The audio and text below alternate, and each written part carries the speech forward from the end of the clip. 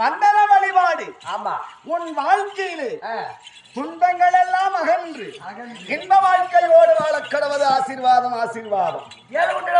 வெள்ளாட்டா கோவிந்தா கோவிந்தா. எங்க பொண்ணு 2 வயது நடந்தது. அதுக்கு எடை போடுறதுக்காக காணிக்கையாக இருப்பதை உண்டியில் செலுத்துவதற்கு சென்றோம். 2 வயசு குழந்தை எப்படிமா பேசும்? திருப்பதியில் சென்றவுடனே எல்லோர்களும் சொல்கிறார்கள், ஏழு குண்டடவாடா வெங்கடரமணா கோவிந்தான்னு. எங்க பொண்ணு என்ன சொல்லுது?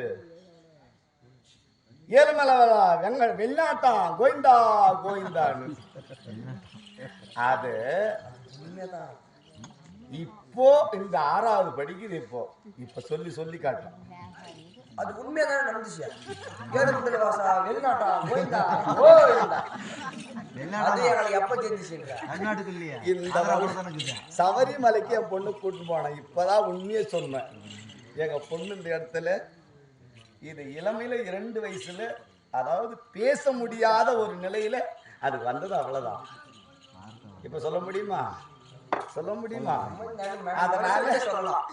ஆகையினால எத்தனை சொன்னாலும் அது விரிவடைந்து கொண்டே போகும். நான் பேசும் வார்த்தை முடிவு என்பது கிடையவே கிடையாது.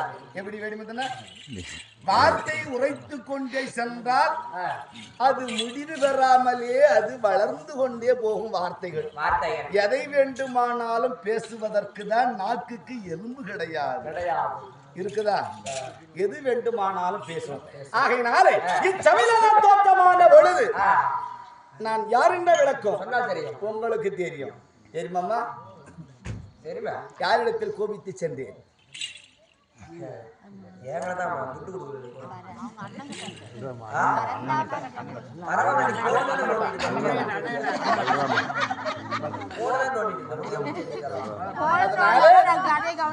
அந்த உருவம் இனி யாருக்கும் சொன்னா இனி யாரும் பார்க்க முடியாது. ஆகையினாலே அப்படிப்பட்ட உருவம் தான் இங்கு வந்தேன். அப்படியானால் நான் யார்? கேள்வா சுந்தர்கள்